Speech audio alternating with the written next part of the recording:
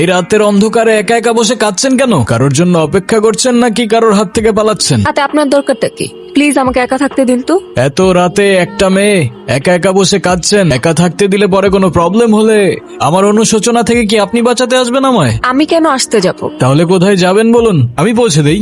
জাহান্নামে। জাহান্নামে? ওকে, মনে করুন নিরাপদে পৌঁছে দেওয়ার দায়িত্ব আমার। চলুন পৌঁছে দেই। মজা করবেন না তো, আমি একদমই মজা করার মুডে নেই।